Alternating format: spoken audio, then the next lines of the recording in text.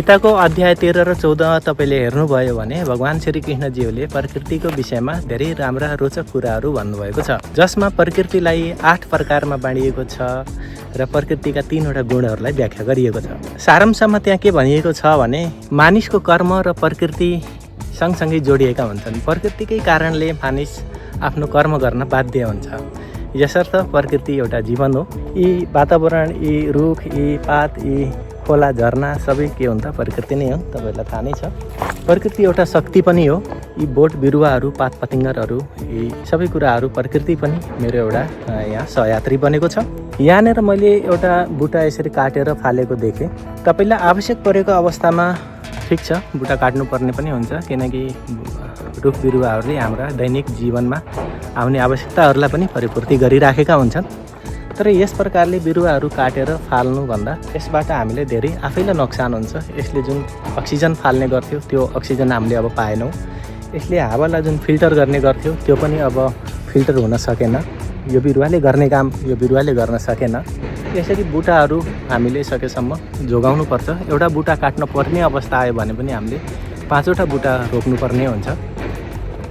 र वन जङ्गलमा हामीले यस्तो किसिमले हिँड्दाखेरि डढेलो कहीँ देख्यौँ भने निभाउने पहल गर्नुपर्छ, तर आफू सेफ भएर सतर्क भएर गर्नुपर्ने चाहिँ हुन्छ।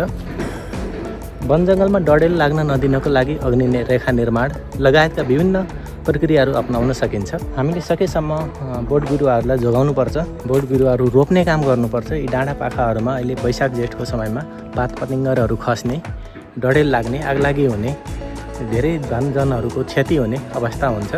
त्यसैले डढेलो नियन्त्रण गर्नमा हामीले पनि पहल गर्नुपर्ने हुन्छ, किनकि वन जङ्गल भनेको हाम्रो नै साझा सम्पत्ति हो। यसलाई जोगाउनु पनि हाम्रो आफ्नै कर्तव्य पनि हो। तपाईँ कतै पिकनिक जानुभयो, वनभोज जानुभयो, कन्स्ट्रक्सन गर्ने क्रममा आगो लगाउनु पर्यो, केही कामको लागि, केही प्रयोजनको लागि, चुरुट खानुहुन्छ, बिडी खानुहुन्छ, चुरुटको ठुटोहरू फाल्ने अवस्था आयो भने एकदम ख्याल चाहिँ गर्नु होला। आगो निभेको छ वा छैन कन्फर्म गरेर मात्रै कामहरू गर्नु होला, किनकि सानो आगोको झिल्काले पनि अहिले यो वैशाख जेठ नेरको जुन यो पात पतिङ्गरहरू, खस्मेराहरू खसेर एकदम यो कोइलाभन्दा पनि एकदम ज्वलनशील अवस्थामा रहेको हुन्छ। सानो आगोको झिल्काले पनि ठुलो आग लागि यसमा चाहिँ हुन सक्ने हुन्छ।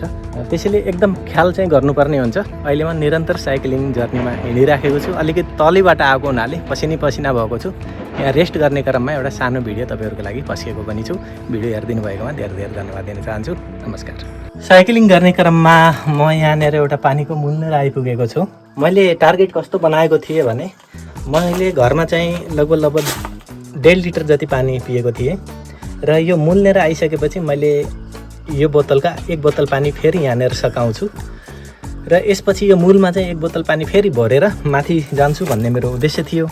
किनकि यहाँ बाटोमा पानीका मूलहरू, अरू मूलहरू छैनन् पनि र बिचमा घर बस्तीहरू पनि नभएको कारणले गर्दा 1 बोतल पानी चाहिँ तपाईँसँग त्यो बाटोमा रहनुपर्ने आवश्यकता रहन्छ। हुन त यो बाटोमा गाडीहरू हिँडिराख्ने, मानिसहरू पनि आवत जावत गरिराख्ने बाटो भएको कारणले त्यति जोखिम त छैन। मैले त्यो प्लान गरेको थिएँ। यहाँ यसो हेर्दाखेरि त्यो मूल सुकेको अवस्था पाएँ। अहिले वैशाख जेठको यो गर्मीमा अलि तलपट्टिका मूलहरू सुक्ने गर्दछन्, त्यसैले यहाँको मूलहरू पनि सुकेको छ।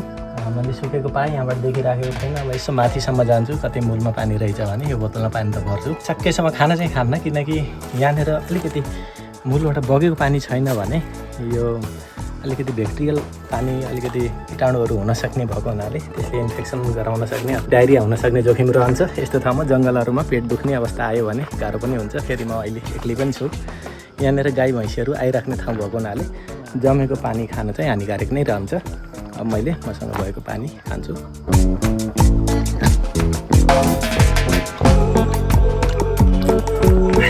करिब आधाभन्दा बढी पानी मैले सकिसकेको छु।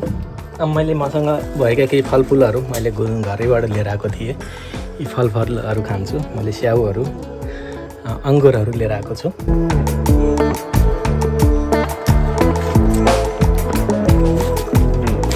अत्यन्तै टेस्टी अङ्गुर रहेको छ। अङ्गुर अलि राम्रो क्वालिटी नदेखे तापनि यो एकदमै टेस्टी अङ्गुर छ।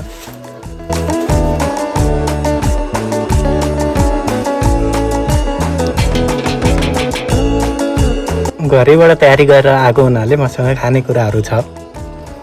मैले खानेकुराहरूको स्वाद लिइराखेको छु। अलिकति अगाडि गइसकेपछि मैले बाटोमा ऐँसेलुहरू छ्यापछ्याप्ती पाकेको एकदमै पहेँलै अवस्थामा ऐँसेलुहरू भएको पाएँ। यहाँ बुट्टा मेरो पछाडि बुट्टामा तपाईँले देख्न सक्नुहुन्छ पहेँलै छ। जति पाक्छ त्यति ऐँसेलु पहेँलै देखिएको अवस्था छ। यहाँ नजिकै तलपट्टि रहेका बुट्टाहरूबाट मैले ऐँसेलु टिपिराखेको छु। ऐँसेलु यस प्रकारको हुने गर्छ। लगभग धेरै जसोले यो ऐँसेलु खान मन पनि पराउनुहुन्छ। यति बेला जङ्गलमा काफल र ऐँसेलुहरू पाक्ने सिजन रहेको छ।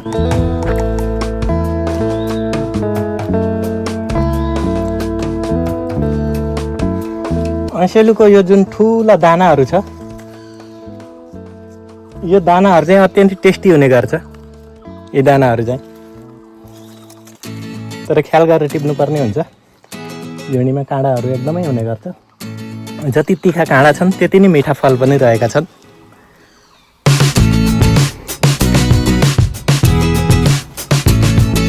मैले धेरै मात्रामा यहाँनिर अघि नैबाट धेरै बेरदेखि नै मैले ऐँसेलु खाइराखेको छु। जङ्गलमा यति बेला काफल र ऐँसेलुहरू टनाटन फलेको अवस्था छ, पाकेको अवस्था छ। ऐँसेलु भने अलिकति तल्लै पहाडबाट तपाईँले ऐँसेलु खान पाउनुहुन्छ भने काफलको लागि तपाईँ 800-900 मिटर हाइटदेखि माथि जानुपर्ने हुन्छ। यो चाहिँ 400-500 मिटरको हाइटबाट नै ऐँसेलुहरू तल्ला पहाडहरूमा डाँडाहरूमा तपाईँले ऐँसेलु पाउन सक्नुहुन्छ। काफल त लगभग तपाईँहरूले धेरैजनाले खाइसक्नु भएको पनि होला। काफल सँगसँगै अलिकति तल्लो पहाडमा खास गरेर तराईको एरिया र यो 200-250-300 मिटरसम्मको हाइटको पहाडहरूमा एउटा थाकल भन्ने फल पनि फल्ने गर्छ। यो थाकलको बुट्टा मैले तपाईँलाई देखाइराखेको छु। यो थाकलको बुट्टा हो भने ऊ त्यहाँ लागिराखेको जुन फल छ त्यो फल चाहिँ थाकल हो। यो थाकल खानमा टर्रो हुन्छ। यो पाक्यो भने चाहिँ पहेँलो हुन्छ। पहेँलो हुँदै कालो भएको थाकल पाकेको मानिन्छ। थाकल एकदम मिठो हुने गर्छ खाँदाखेरि। खजुर आकारको यो बुट्टा हुने गर्छ भने थाकल पनि खजुरको सानो सानो दाना टाइपको हुने गर्छ।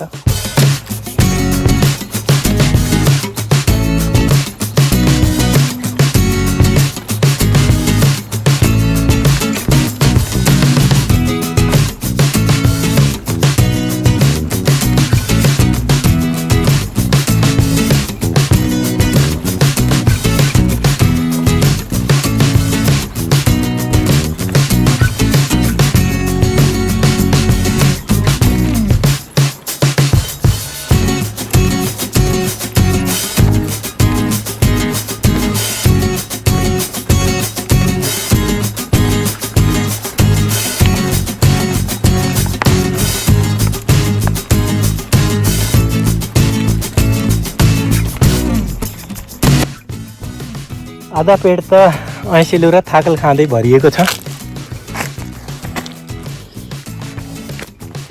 जङ्गलमा खानेकुरा यति बेला प्रशस्त पाइएको छ। काफल सुन्नुभयो होला, मैले थाकल भने। थाकल यस प्रकारको हुने गर्छ। गुलियो चाहिँ छैन तर टेस्ट त्यस्तो नमिठो पनि छैन।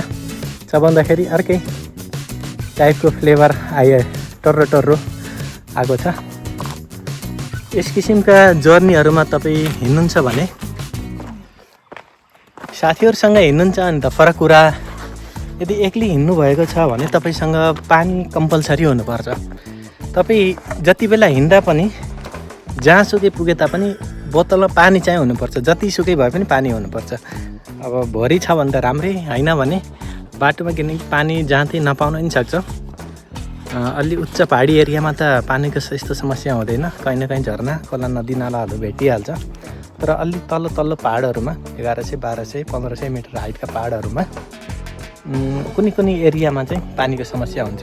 त्यो ठाउँलाई राम्ररी बुझेर पनि जानुपर्ने हुन्छ। त्यस्तो केसमा मैले अघि अलिकति लगभग 75% पानी खाइसकेको थिएँ। अघि त्यो खाल्डोमा पानी अलिकति दूषित टाइपको पानी मैले भेटाएँ, त्यो खान नसकिने नै अवस्थामा थियो। अब मैले यहाँ रहेको पानीमध्ये आधा पानी फेरि खान्छु, आधा राख्छु। अनि मलाई त्यो माथि डाँडामा पुग्नुपर्ने छ। हो ठ्याक्कै त्यो टुप्पामा झुल्नु परेको बुट्टानेर पुग्नुपर्ने छ। लगभग म यहाँबाट 1 घन्टामा त्यहाँ पुगी पनि हाल्छु। त्यति बेलसम्म मलाई जहाँसम्म पानीको आवश्यकता नपर्ला, परे तापनि अलिकति पानी मसँग रहन्छ नै।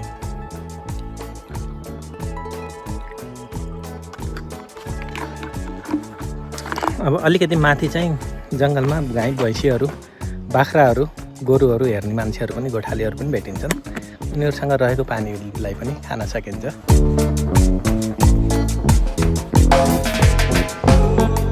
एउटा हातमा क्यामेरा एउटा हातमा साइकल गाह्रो त अवश्य पनि हुन्छ, तर अलिकति मिलाउनु पर्ने हुन्छ ब्यालेन्सहरू। ब्रेकमा अलिकति पोजिसन राम्रो मिलाइयो भने त्यस्तो अप्ठ्यारो पनि हुँदैन। देखिसक्नुभयो मैले साइकल राइड गरिसकेको छु। साइक्लिङमा राम्रो फिजिकल एक्सर्साइज हुने गर्छ। घुँडाको इभन कम्मरसम्म पनि तपाईँको राम्रो एक्सर्साइज साइक्लिङमा हुने गर्दछ। हातको पनि राम्रो एक्सर्साइज हुन्छ, ह्यान्डल समाउनु पऱ्यो, ब्रेक लगाउनु पऱ्यो। पन्जाको पनि राम्रो एक्सर्साइज हुने गर्छ साइक्लिङमा। ओभरअल सबै बडीको चाहिँ राम्रै एक्सर्साइज हुन्छ है साइक्लिङ। हेल्थ फिटनेसको लागि साइक्लिङ एकदम राम्रो चिज हो। अब यहाँबाट 100 मिटर जति मात्रै होला, त्यही झम्म परेको बुट्टामाथि डाँडामा जाने हो। यहाँनिर अब मैले ल्याएको खानेकुराहरूमध्ये केही कुराहरू जसबाट लिक्विड प्राप्त हुन्छ त्यो खानेकुरा अङ्गुरहरू सेबहरू मैले यहाँ खानेछु। यस्तो जर्नीमा सकेसम्म तपाईँले नुडल्स त्यसपछि बिस्किट टाइपको यो के भन्छ जङ्क फुडहरू चाहिँ सकेसम्म नखाँदा नै राम्रो हुन्छ, किनकि त्यसलाई डाइजेस्ट गर्नको लागि फेरि शरीरलाई थप पानी चाहिने हुन्छ। त्यही कारणले गर्दाखेरि सकेसम्म त्यो खानेकुराहरू चाहिँ नखानु होला। खानै पर्ने अवस्था आयो भने तपाईँसँग पानी पर्याप्त छ भने चाहिँ तपाईँले खान पनि सक्नुहुन्छ। म चाहिँ अहिले मसँग त्यो सामानहरू पनि छैन र भएका अन्य सामानहरू अब यहाँनिर यो डाँडामा चिसो हावासँगै मैले खानेकुराहरूको आनन्द लिन्छु।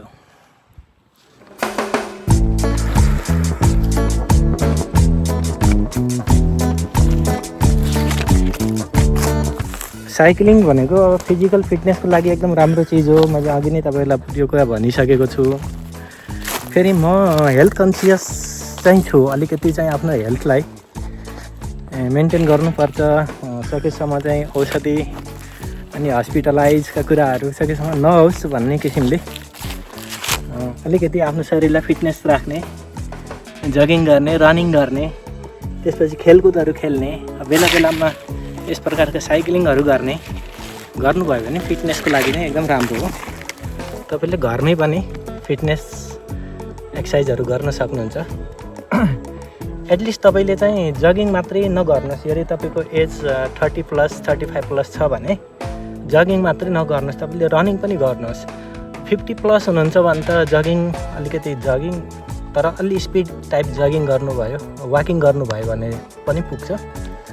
होइन भने तपाईँ रनिङ नै गर्नै पर्ने हुन्छ। 1 किलोमिटर गर्नुहोस्, 500 मिटर गर्नुहोस्, रनिङ गर्नुहोस्, फुल रनिङ गर्नुहोस्। त्यसले के हुन्छ नि तपाईँको हार्टको लागि पनि राम्रो हुन्छ, फोक्सोको लागि राम्रो हुन्छ। खालि हिँड्नु मात्रै भन्दा पनि अलिकति हार्ड एक्सर्साइज गर्नुहोस्। केही 5 मिनटको लागि 10 मिनटको लागि भयो भने जति सक्नुहुन्छ त्यति गर्नुहोस्। बिस्तारै बढाउँदै लानुहोस्। सुरुमा 5 मिनटबाट स्टार्ट गर्नुहोस्, 10 मिनट गर्नुहोस्, 25 गर्नुहोस्, 1 घन्टा गर्नुहोस्, 1.5-2 घन्टा पनि तपाईँले गर्न सक्नुहुन्छ मजाले। त्यो गर्नुभयो भने तपाईँको हेल्थ चाहिँ सधैँभरि राम्रो रहन्छ।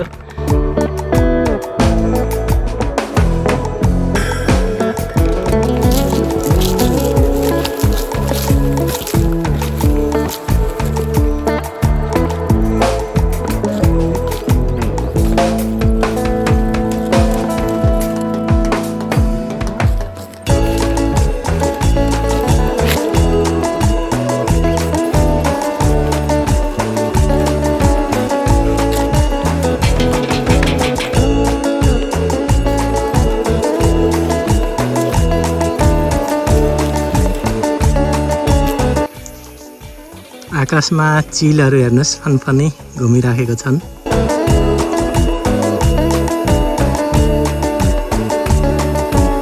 कहिलेकाहीँ लाग्दैन तपाईँलाई कि यस्तै हावामा उड्न पाए, बादलमा घुम्न पाए, चिसो मौसमको आनन्द लिन पाए? मलाई त हुन्छ है साथीहरू।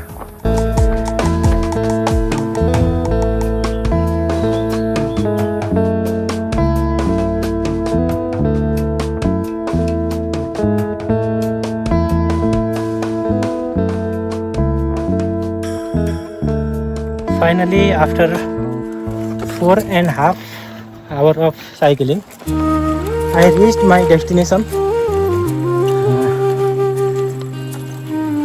एकदम सजिलैसँग रेस्ट गर्दै गर्दै मैले यो जर्नी कम्प्लिट गरेको छु।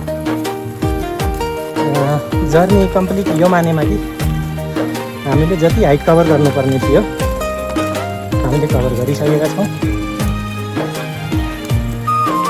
अब यहाँ पानी पिउने, एकछिन रेस्ट गर्ने, चिसो हावा खाने, अनि यहाँबाट फेरि ढोरपाटनको बाटो हुँदै सालजङ्गी जाने।